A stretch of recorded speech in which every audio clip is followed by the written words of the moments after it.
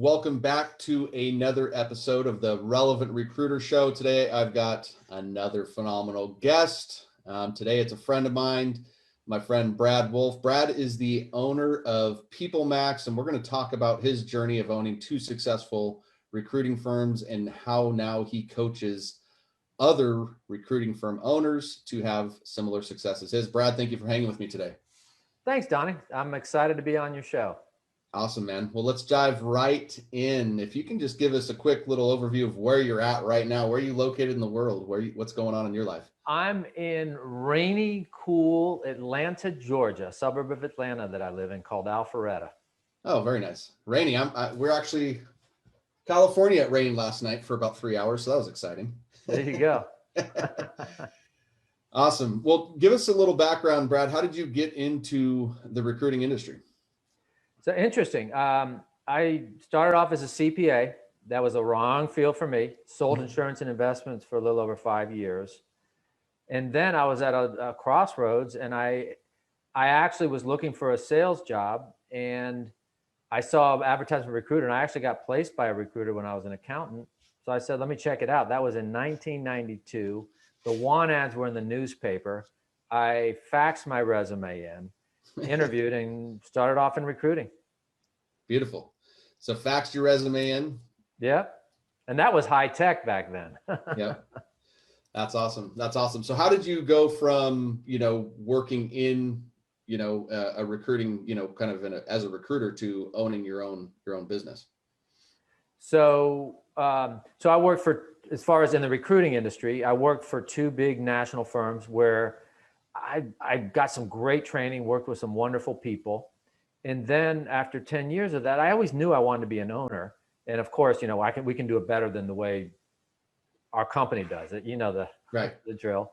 So myself and someone I worked with started our own firm, and it was easier. The motivation was the recession in 2001 hit. Right. So a lot of business was down, so it was a whole lot easier to leave, and we did that. Very nice. So it was the recession that kind of motivated then. Recessions can be great motivators. When your billing drops quite a bit, it's a lot easier to say, you know what, now's a good time. So started off in accounting and finance, and then moved to IT. And then when we started our own firm, we started in accounting and finance, so we didn't violate a non-compete agreement. And then we added IT, and we were humming along really well. And then when the Great Recession, 2009 hit, we had a lease that wasn't in our name, a big lease. We grew to 15 people. We had an expensive long lease that wasn't in our name. And we were heavily into construction and real estate, which in Atlanta was really one of the probably the worst hit in the country. And it just made sense to close the company. Mm-hmm. And then myself and my partner opened a new firm with a new way of doing business a few months later. Got it. What year was that? 2010. So we closed the first one in 2009, end of 2009. And then early in 2010, we opened a new one, basically really trying to capitalize on what we learned from what worked and didn't work, and really changing our model. We did a lot of things differently after really reflecting on what we did that worked and didn't. Got it. And did you stay kind of in that accounting and finance space, or did you? No, what we did then, because we realized accounting and finance, we were really focused on accounting. We were geographically focused on Atlanta with both IT and accounting and finance. Got it. And it was so heavily competed in our city, we realized it's hard to non-commoditize ourselves. So what we decided to do is we really decided to work with small to mid-sized companies, working with the top level people, owner and executives, with higher level search, where we were getting retainers. So we really shifted because we didn't want to play that commodity contingency game that we were playing before. Right. And learned a lot from that, because our world changed when we became exclusive and trusted advisors rather than commodities. Right. Well, what were kind of some of the biggest changes that you noticed from doing that, from going from kind of that contingency hustle to the Oh retainer? my gosh, it was night and day. So what I really didn't like about contingency with competition was as competition increased, our fill ratios, the percentage of jobs we filled, closed. And I mean, reduced quite a bit. And so it was just a tremendous amount of frustration and just feeling like we weren't respected and valued for what we did. That was one thing. And now these are people that valued and trusted us and were, you know, quite frankly, when people write you a decent check up front, there's skin in the game and they're saying, we trust you, we're in it with you. So our searches became so much more fun. Our fill ratios went up dramatically. And if something happened where we didn't fill the job, we didn't lose money anymore. I don't know about you, Donnie. It's not fun to regularly lose money, go to work for someone Right. and lose money by working on their behalf. Yeah. I have a good sense of humor, but I lost my humor in that after a while. Yeah, you know, and I mean, I know there's plenty of people that share that same feeling. I mean, I talk with hundreds of recruiters a year, thousands of recruiters a year, almost even, and you know, that is the number one complaint that usually comes back, is just not being respected and spending all these times on jobs that you don't fill, and you know, wasting time and money. Absolutely. So we changed that game, and that was one of the key lessons that I take forward with my clients, is how effectively to do that. It's one thing to say, you should be getting retainers. You just need to tell people you don't work on contingency. Kind of like, oh yeah, okay. And people can go, oh, okay, well, what do we need to do to work with you? It ain't that easy. If it were easy, everyone would be doing it. Yep. Absolutely. So for those of you that are listening to with us live right now, feel free to drop any questions for Brad. Give us a little like and love here so we can get some more people on this live with us here. Appreciate you guys hanging out. And hello, Chanel. Glad you got your notebook out and your ears open. So Brad, you know, can you talk to me a little bit more about, like, what were the biggest challenges that you faced when you went, you know, either business one or business two, but kind of when you went back out on your own, away from, you know, the corporate job and into running your own recruiting business? Oh my goodness. That was humbling, Donnie, because we were like most people that start their own firms. We were big billers. Our egos were up. We were making, my last year working for someone else, I billed $1,075,000 in direct hire. Jeez. So, and my partner billed a little over 800. So we thought we were, you know, like the bomb. Right. And that's what happened. So we took that billing mindset, that production mindset with us, and running a business, scaling a business, hiring the right people, developing the systems and processes is a whole different game. So it was humbling when we realized, oh my gosh, we don't know shit. Right. We don't. Right. And I want to apologize in advance to your audience for any kind of expletives. I will try to minimize it, but you know what? We don't know squat. Just doesn't have the same impact, in my opinion. Absolutely. No, it doesn't.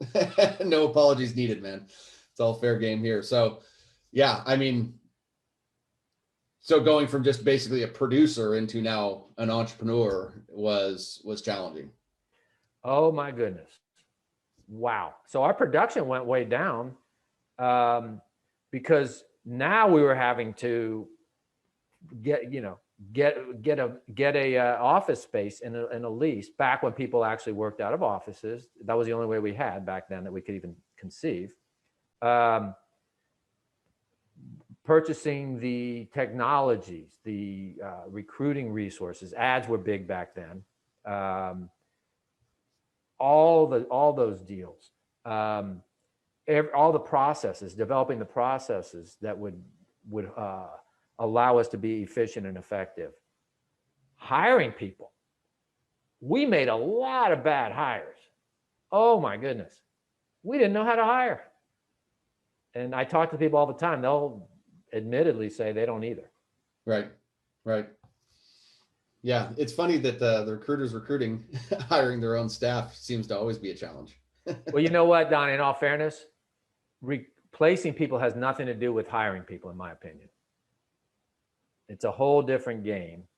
And to do it right, there's a science basis to it. You've got to have an objective process that has science injected. Otherwise, you will rely on emotion, and you'll end up hiring a lot of people like yourself and get fooled. Mm-hmm. Mm-hmm.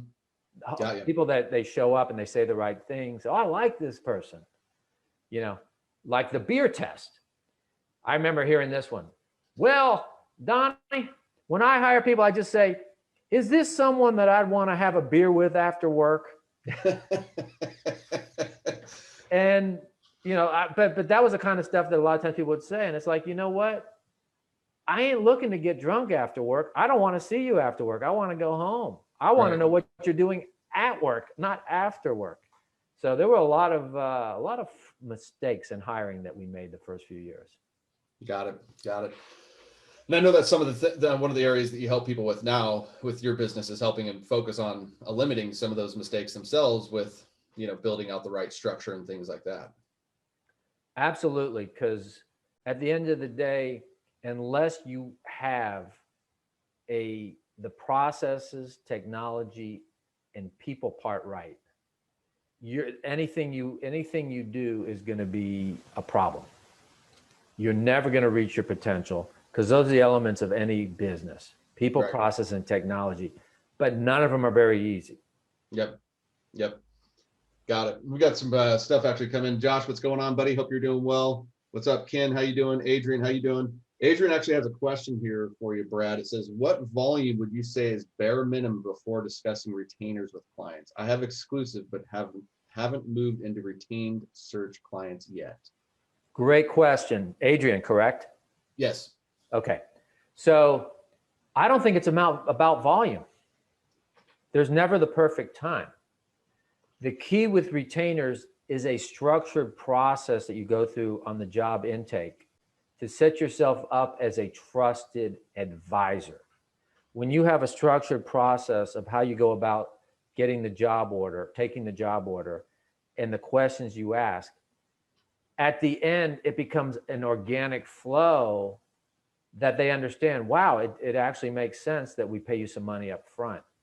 So it has nothing to do with your volume. It has everything to do with process. Got it. And so, the right clients. I'm not going to say that every client you work with is going to pay a retainer. I'd be making up nonsense if I said that to you. Right. So ultimately what you're saying is like the key element is just that what's happening on that sales call. Right. The key with getting retainers is you've got to position yourself as a trusted advisor instead of a commodity recruiter. Yep. But most recruiters are trained to be commodity recruiters. They've never learned how to be a trusted advisor. Because quite frankly, the firms that are getting these retainers, it's not that they're that special and everything else. They just have learned how to go about doing it. Mm-hmm. Those same firms that say we don't pay retainers are paying other firms retainers. They're right. just telling you that. Right. There's a lot of untruths being communicated to you by clients in many cases. Got it. Makes sense. You know, that's one of the things that, you know, you use the word trusted advisor. I use the word relevant recruiter. But that's one of the things that we try to do with our front end marketing is to kind of help start to build that relationship, build that process of a trusted advisor from the front end of the marketing side. Was that something you were even doing back then, or was it everything basically happening on the sales call? Great question, Donnie. No, it was a sales call, because back when we started changing our model to getting retainers, we figured it out ourselves based on what would cause them to say, yes, it makes sense, I will pay you a retainer. We didn't understand the difference between sales and marketing. Quite frankly, most recruiters don't really understand the difference because they've been taught a sales mindset. And a sales mindset, I would have to say, used to work years ago. I was able to do tremendous business development with nothing but sales, getting on the phone and calling people that didn't even know me, or right. getting a referral. But and most people, well, I don't care how good you are, it's just not going to be effective these days. It's a different world. Right. What do you recommend in these days? Well, I don't think there's any doubt. Marketing to where people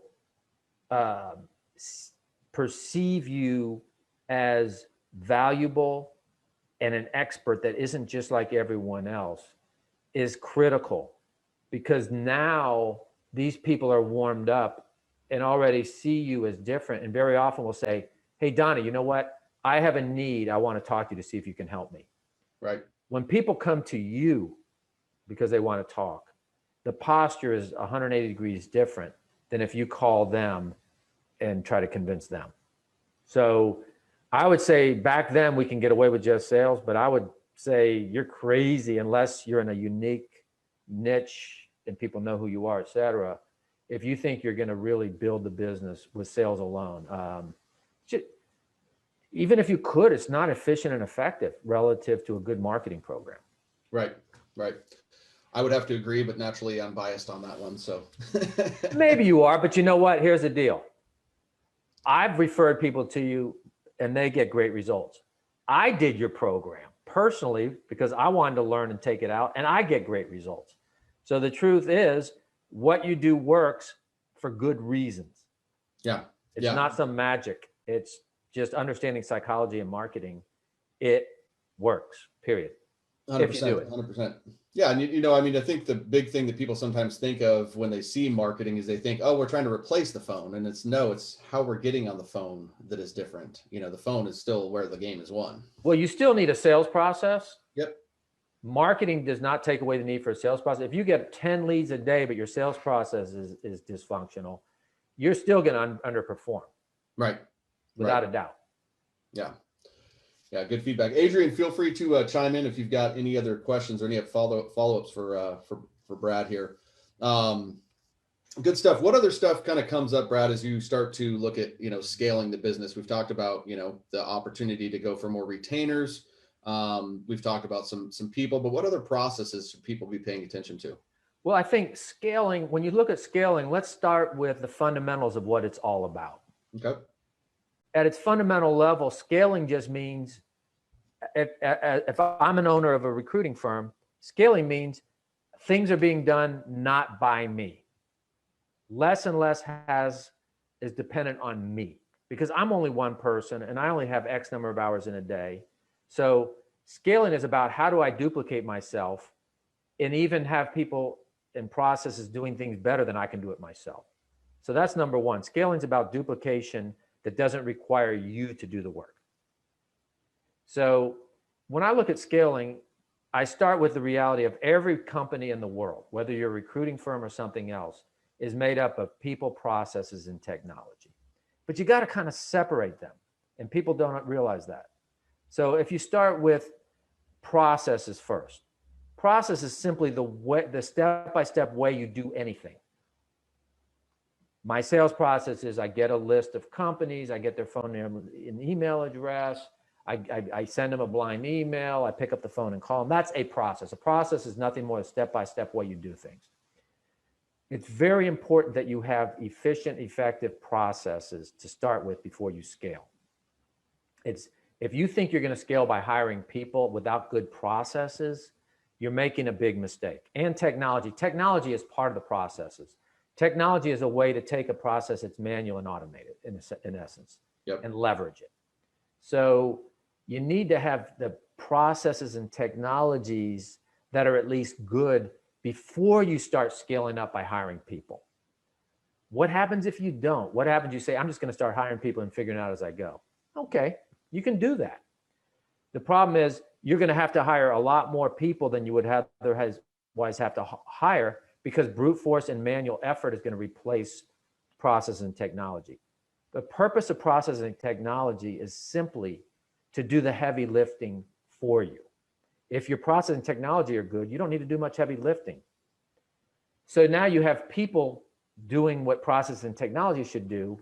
That's inefficient and costly because good process and technology are a lot less expensive than people. So that's one problem if you try to fast track and bring in people first.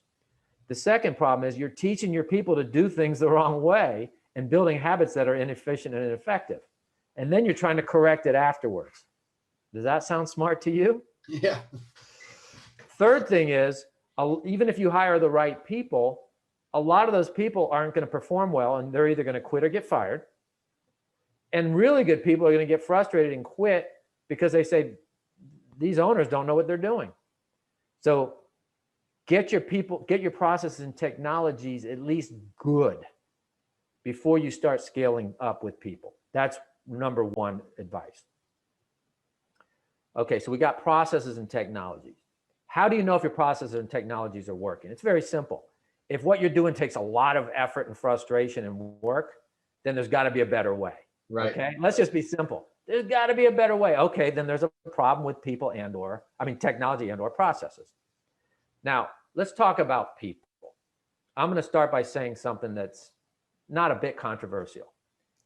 For pretty much every organization in the world, the people side of the business is the hardest part.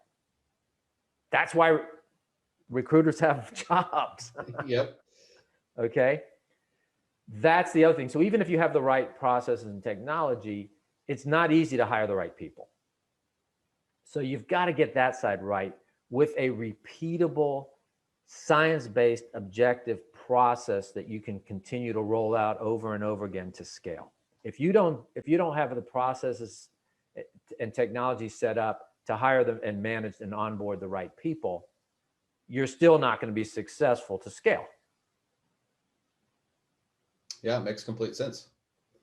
Makes complete sense. So it sounds like there's a lot of opportunity to save some money and a lot of headache by focusing on that process part first, because you might be hiring somebody first that technology could potentially replace. Right. And I've seen what happens when companies with poor process and technologies hire people. It becomes a nightmare. And they may often end up losing money because the people are very expensive. They get a lot of turnover. Doesn't mean your process and technology are never perfect, but at least get them to where they're good. You're going to lose respect for people anyway if you bring them in and your process and technology are poor. Right. The good people are going to say, who are these clowns? They really don't know what they're doing. Right. Right. Makes sense. So, once you bring somebody on board, kind of what's the next step in order to, continue to make this scaling smooth sailing? Well, would you like me to talk a little bit about some of the keys to hire the right people to begin with? Yeah. Let's talk about that. So that process has a few parts. I break down the hiring process into 3 parts. Number 1, is the person innately wired for that job? If you think of sports, you can look at someone and say, this person's 6'2", 340 pounds. If on football, they're going to be a lineman. They're not going to be a wide receiver or cornerback. Right. This person's 6'2". They're not going to be an NBA center. So we can look at physical characteristics and kind of start saying, would this person be a possibility to be effective in this sport? Our mental characteristics are just as real, but we don't see them. So for any job, a person needs to be wired the right way to do that job. If a job requires a lot of detail, you need people that are high in detail. If the job requires constantly talking and reaching out and communicating with people, you need people that are oriented with people. Every job has certain characteristics that you need to be wired in. Otherwise, you're going to be training and developing and encouraging people that just can't do the job. Right. I don't know of anyone that's regularly hired that hasn't had that happen multiple times where they said, love this person, they're trying, we do everything we can, but they just can't do the job. So innate wiring is number 1. You can't offset if the person's just not wired for the job. The second thing I look at is character and values. Someone may be wired for the job, but their character and values need to fit. What do I mean by character and values? That's not wiring. Those are traits that are part of how a person grew up with and what they really value. So examples would be work ethic, respect for other people, grit, resilience, coachability. Those are character traits. Those character traits make a culture. So you can hire someone that's wired right, but you've seen where their character traits just don't fit. They're really not honest. They're not upfront. Their work ethic doesn't fit with what you need. So you need to be able to ascertain character traits accurately. You've got to have the right questions that you've already pre-developed that don't lead people to the right answers, that allow you to really hone in on what the person's really like. So that's attitude and values and innate wiring. In most cases, the least important characteristic is skills and experience. That is the thing that can be most taught. If I had a choice between someone whose skills and experience were great, but their wiring or character and values were off, I would not hire them.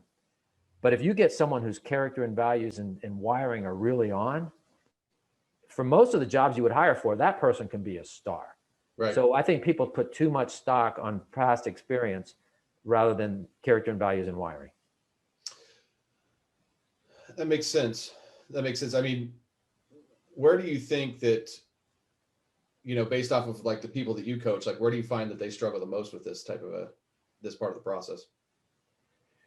I would say both wiring. I see all the time people that are 300-pound wide receivers. They're they're in the wrong role. And then when we do, you need a really good assessment to be able to look at how someone's wired and how it matches up with the job. And then we assess the person, and then we just see, aha, I don't know anything about the person. They have the person do the assessment, and I look and I can go, okay, I don't want you to tell me anything about this person. I'm going to tell you about this person. They're gonna do this well, but here's where they're going to struggle. Yes, you're exactly right. You ain't going to fix that. Right. And the most respectful thing you can do is help people do jobs that they're set up to be successful in. You're not doing people a favor by putting them in jobs that they're not going to succeed in. Right. So, but the best thing is to get it right to begin with and hire people that you know are wired to have a chance to succeed in the job. Right. Would you say that most people are typically skills focused? Great question, Donnie. I would say to some, depends. Sometimes they're too skills and experience focused. I think the biggest thing is they're too personality focused. Owners of recruiting firms tend to be outgoing, friendly people on average, and they're looking for people like themselves. So they meet someone, they got a good rapport, they joke around, they want to have a beer with them after work, for God's sakes, okay? And I say, just don't have a beer with them, just don't hire them. So we tend to all naturally like people that are more similar to ourselves. So they end up hiring I see it time and time again. People just end up hiring a lot of people like themselves, but the people that they need aren't necessarily just like themselves. Right. So and when we like someone, we overlook the things and don't even notice the things that are a problem, and we explain them away anyway. So companies just keep on hiring the same type of person that they liked in the interview. But it's Jekyll and Hyde. I interviewed Dr. Jekyll, but Mr. Hyde showed up for work. Right. That happens all the time. Right. Right. That makes a lot of sense. So we've got a question that came in and says, Kim was asking, are you using any third-party assessments to help with that? Yes, I am. Got it. Is there anything you're willing to share, or is it some secret sauce? No, I'm fine. There's any secret sauce. Look, let me preface this, Donnie, by saying I started working with assessments in 2010. We actually experimented with using that as part of the placement process. And I got certified in a few assessments, used a few assessments, and most of them aren't very good. Most of them look at surface level behaviors rather than what's driving the behaviors underneath. You want to know what's driving the behaviors underneath. I use an assessment from a company called Taylor Protocols. It's called the Core Value Index. And that assessment really gets a good view of this. And it's hard to game this assessment. A lot of assessments are easy to game because it's obvious what they're asking. This assessment, every answer you give is a positive answer. So you're never going to look bad or look good in your mind. All you're doing is answering where you're drawn to answer. So that assessment has been highly effective. There is no perfect assessment, number one. Right. Number two, an assessment is only part of a person. It isn't the whole person. So you don't want to assessment just says, can this person do the job? But it doesn't tell you more than that. Okay. Right. But a human being is a lot more than just an assessment. Hope that's helpful to guide people. Yep.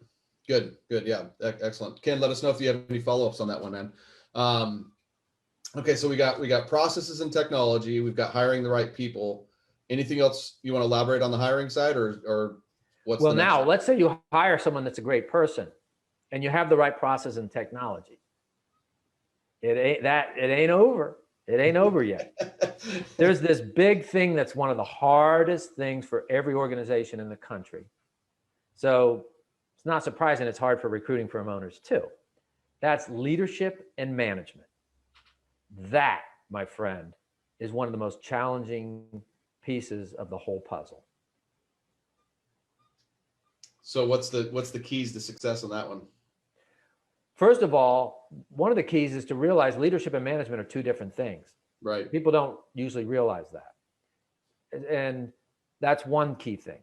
Another key thing, Donnie, is that most people are better in one than the other. You can be a great leader and a very poor manager. Mm-hmm. You can be a very poor leader and a great manager. They're not the same.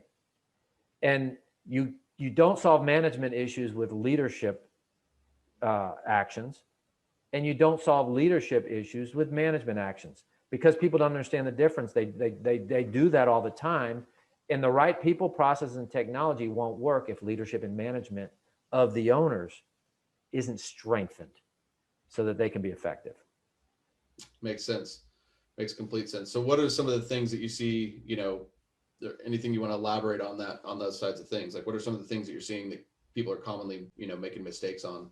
So maybe it would help if I just explain what leadership is and what management is. Yeah. Okay. In essence, leadership, Donnie, is about impact on people. Management is about all the details to get things done.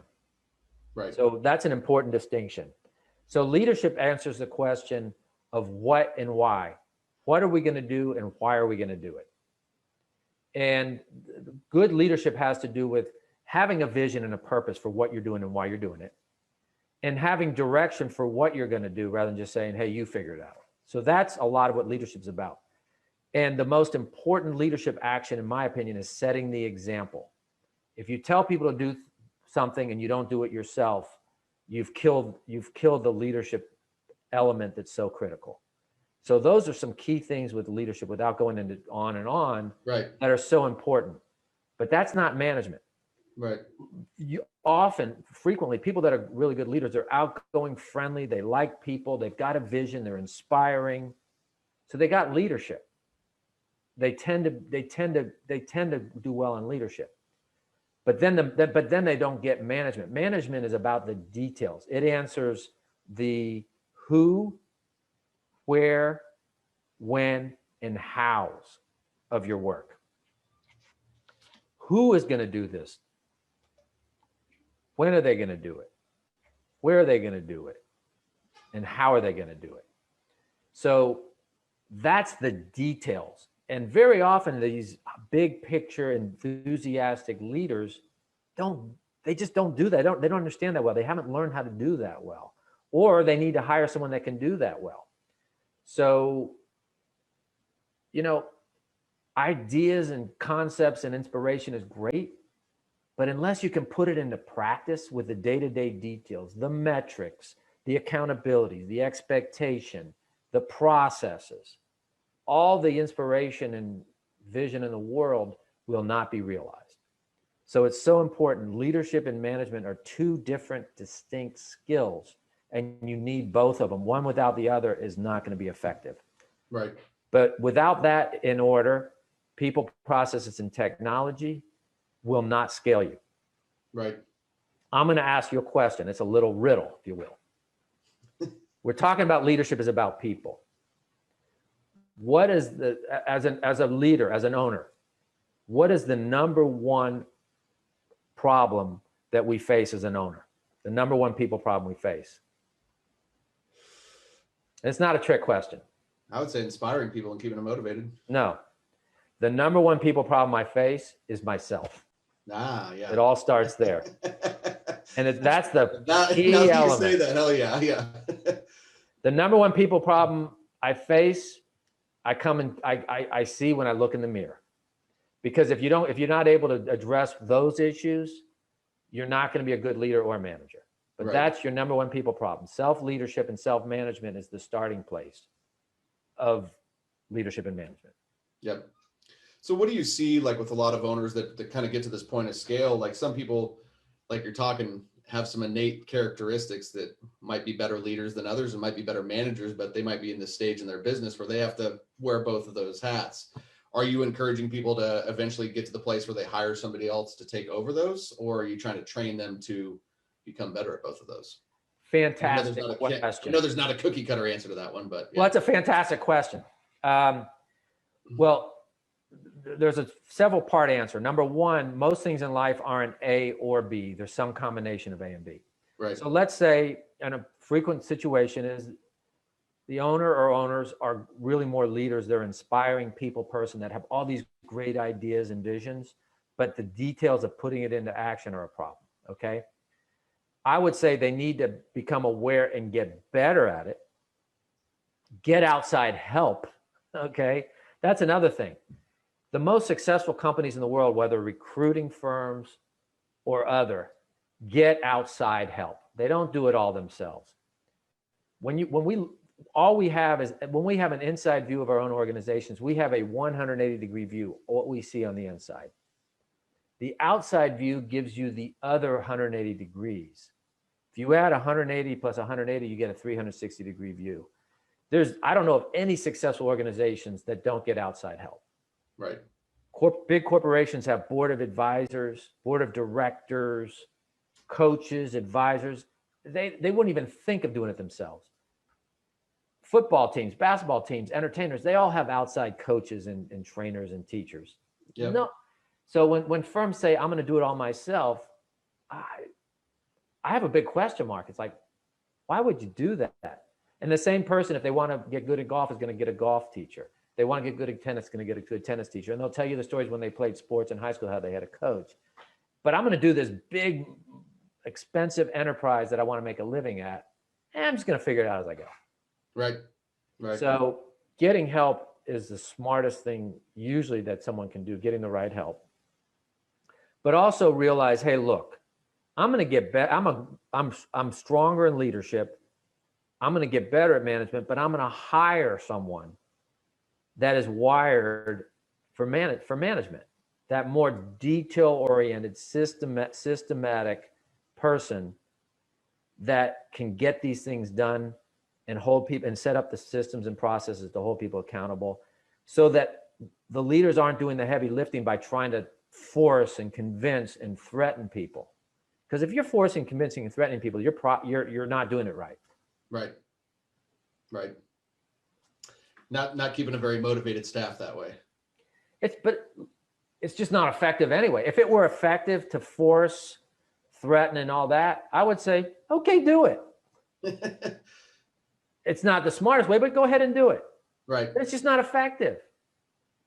I can make an argument to do something that's effective but not efficient. I just can't make an argument to do something that's neither effective nor efficient. If you're doing heavy lifting to get things done, then something's wrong. Right. It's just a reality. Yep. There's definitely an easier and better way. And it's funny listening to you talk about the whole, where there's some people that just want to, it's almost like they're prideful of like, I'm going to do this on my own. And for me, it's like, I'm trying to find help in every single corner because it's just faster. And like you're saying, you get a different perspective of your business and outside lens but you can grow that much faster too, as an organization with somebody that can go, hey, let's do this. Let's collapse this amount of time to do that. Insert go. What do you think usually comes in the way? I mean, for me, I always think it's like some sort of a pride or an ego thing. Obviously finances can be I would say not get in the way, but that's a common excuse. But what do you see on your end from that? What's usually, Donnie, it's ego. Yep. I could do this myself. I'm smart enough. I'm this, I'm that. It's almost like admitting that I can't do it myself. And here's what I tell people before I start working with them. I'm very upfront. I tell this, and I'm sincere. If you were a prospective client, I would say, Donnie, I said, look, I don't doubt that you could build a successful company on your own without any help. I believe you could. Mm-hmm. But is it the smartest way for you to do it? Right. Over time, eventually, with enough mistakes and trial and error and lessons, if you don't run out of money and just get frustrated, over time, maybe it's going to take you 10, 15, 20 years. Eventually, you'll probably get there. But is that what you want to do?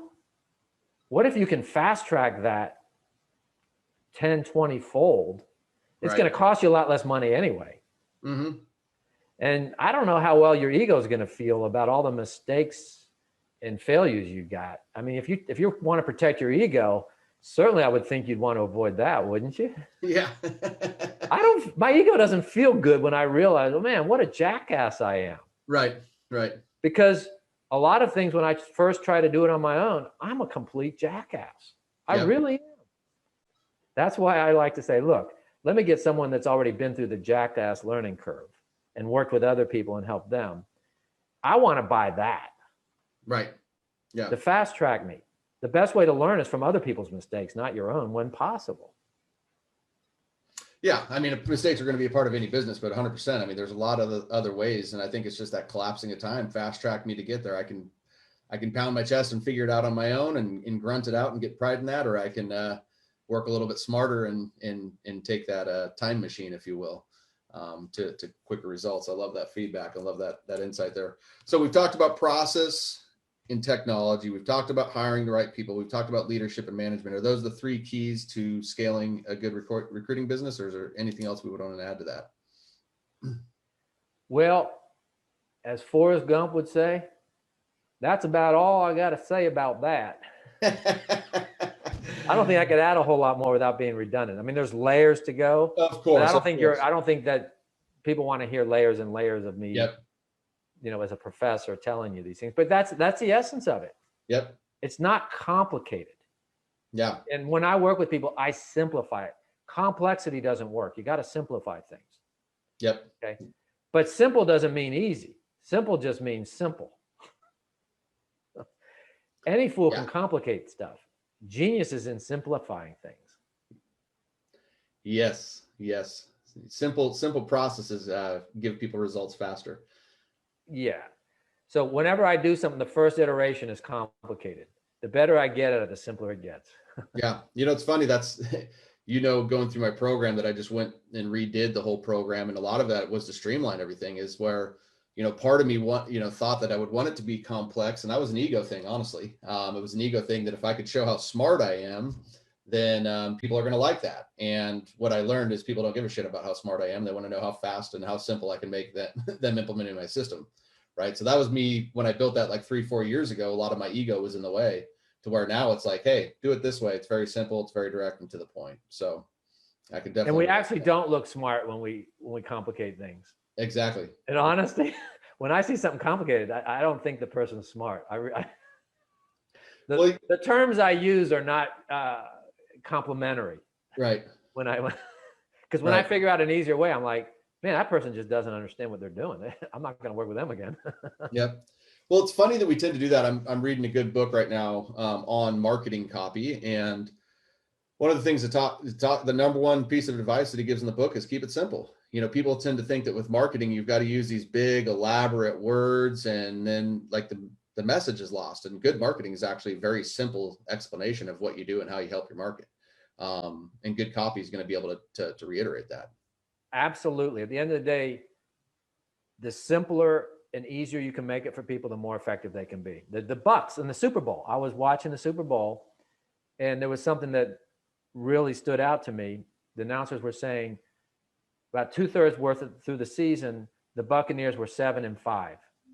They got a bye week. They were exhausted. They reevaluated, and they said, what we're going to do, we got too many complicated trick plays and this and that.